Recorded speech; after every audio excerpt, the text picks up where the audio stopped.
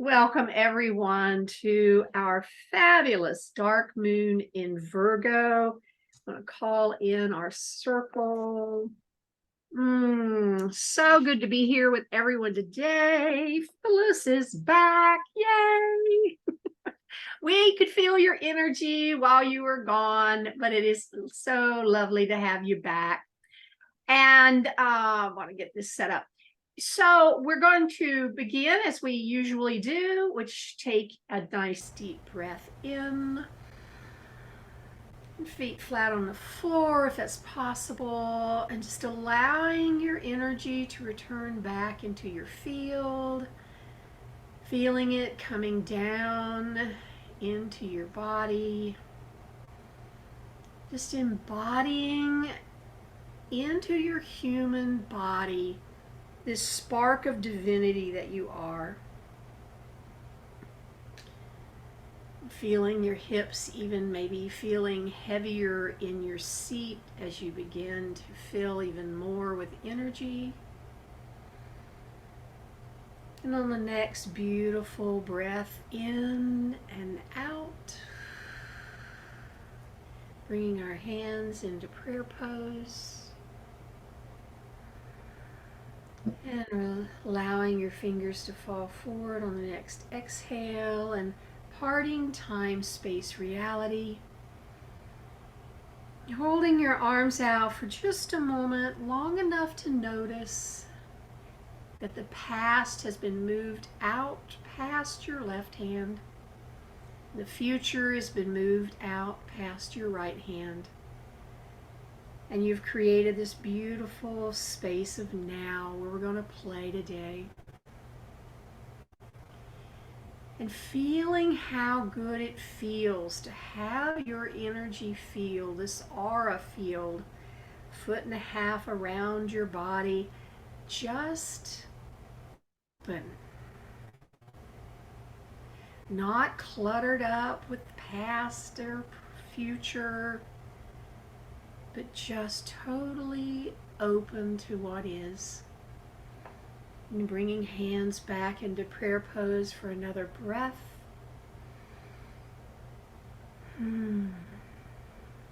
Beautiful. Calling in the circle.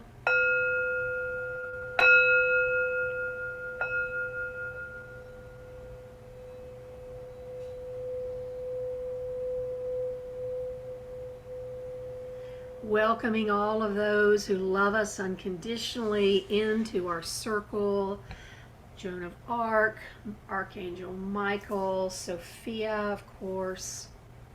Any others who wish to join. Inviting your especially loved guides.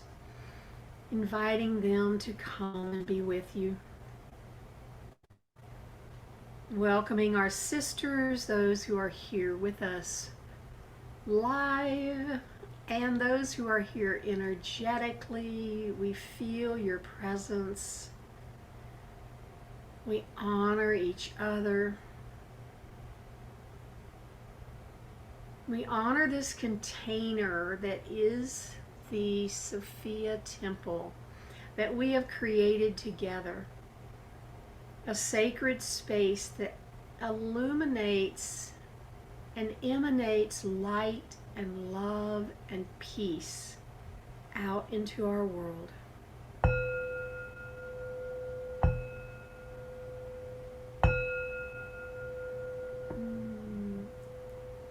And here at Dark Moon, we're going to get some information, because you know I love dispensing information about the energies here during this powerful moon, and preparing ourselves for our alignment, which we will have immediately following this part. So the sun and the moon are exact at 21 degrees. Tomorrow, when the new moon is exact, is 9/14/23 in the Americas. And so that creates a 21-21-21 code, and very powerful code. And Mercury who is the ruler of Virgo, is going to station direct. Yes, we're out of Mercury retrograde. Just a few hours later at 9:21 Universal Time. So it will station direct at 21 minutes past whatever hour it is around the world, adding to this 21 energy. The new moon creates a highly fortunate double trine to Uranus and Jupiter in Taurus. And I thought y'all would enjoy seeing this because there's even more. So we've got Uranus and Jupiter there together, and they are creating this trine, which is the green line between them and the sun and the moon. And then they form a trine to Pluto, which is this next green line here from Pluto up to them. See, it comes across. And that's from Capricorn. And then this creates a very fortunate Earth Grand Trine. And see, it looks kind of like this blue kite here. And it's just this magnificent energy for breakthroughs, inspiration, fortunate outcomes, excitement, and enthusiasm, especially regarding new projects and implementing fresh starts. So if you're beginning to feel this little pull to let's do this, let's create that, yes, this is exciting, this is the energy that's backing that up for you. Now, the qualities of Venus are moral integrity, responsibility, reliability, and being of service. And those qualities come to the forefront during this great time of change that we are in at the moment, when we might wonder what is happening and what does all of this mean. We want to lean into this idea of integrity, responsibility, reliability, being of service. Those are the bedrocks that never change. And consider it this way. We are living in the time of spiritual pioneers. We are spiritual pioneers. We are opening up new territories and creating a massive shift in perception. The perceptual shift is moving from linear living to multidimensional expression. And this is not a cakewalk, although we are having great fun. But Virgo, the sign of health and healing, also reminds us to keep our physical, emotional, mental, and spiritual bodies tuned up and in flow. That's one of the reasons that we have been called to the Sophia Temple, where we tune up our alignment on the regular. Now, our energy is going to feel less balanced than normal.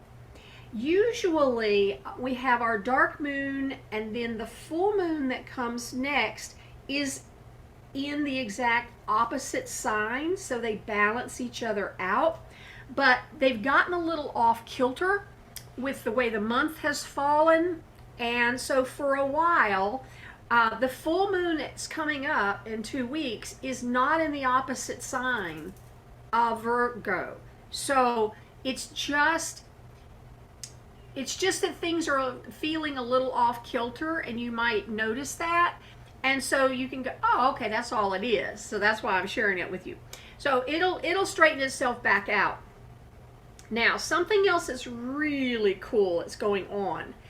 At this moment, before Mercury, while Mercury's still retrograde, before it goes direct, there are 7 planets in retrograde.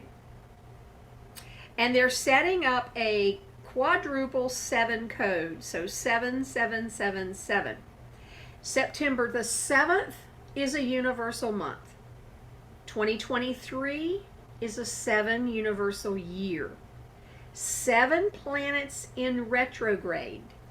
And when you add the degree that each of these planets is sitting at this moment, it equals 7.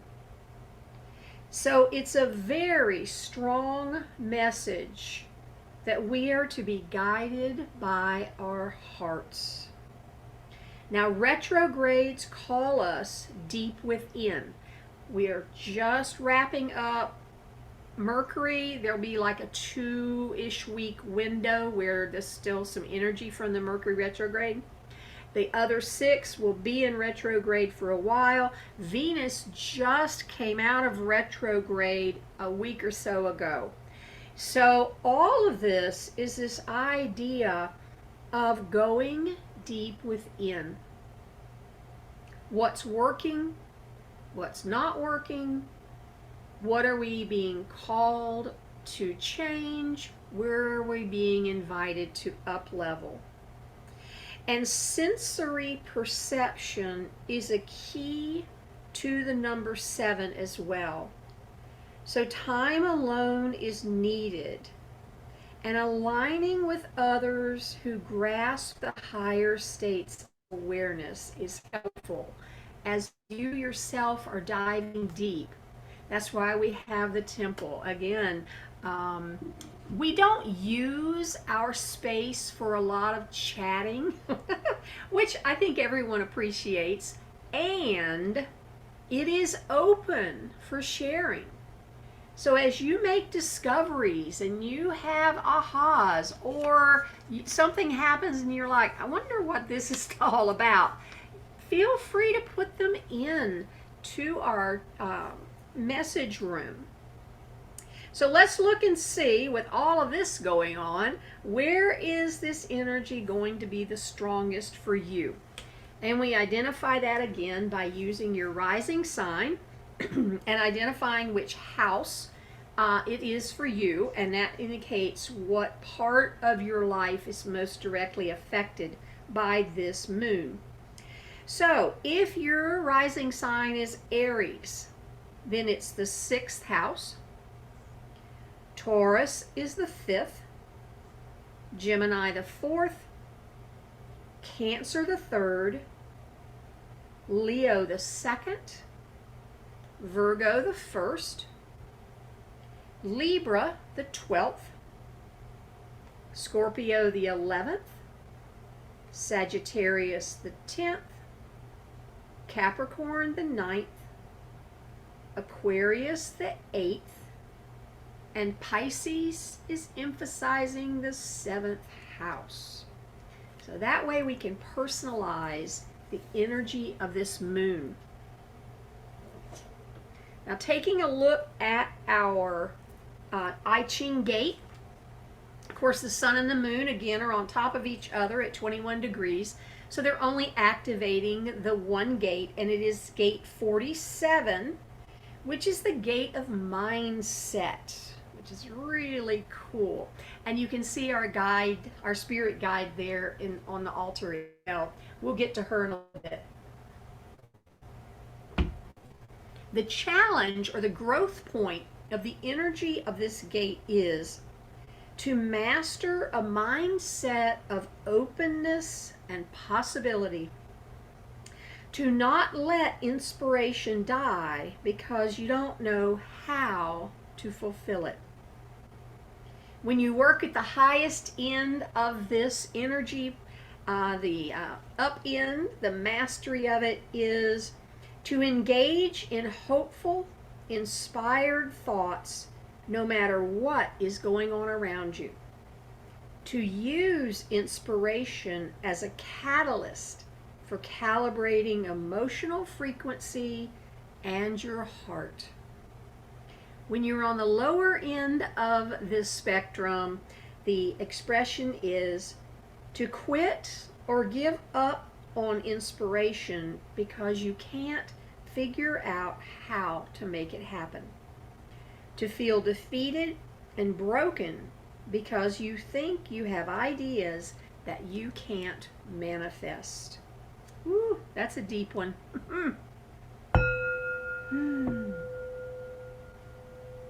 The EFT for this gate is, even though it's frustrating to not know how to make something happen, I now choose to wait for divine insight, and I trust that the right information will be revealed to me at the perfect time, and I deeply and completely love and accept myself. Beautiful. And our affirmation: my mindset is the source of my inspired actions and attitude. I know that when I receive an idea and inspiration, it's my job to nurture the idea by using the power of my imagination to increase the potential and emotional frequency of that idea. I consistently keep my inner and outer environment aligned with the energy of possibility and potential. I know that it is my job to create by virtue of my alignment, and I relax, knowing that it's the job of the universe to fulfill my inspirations. A deep breath in, allowing that to just settle for a moment.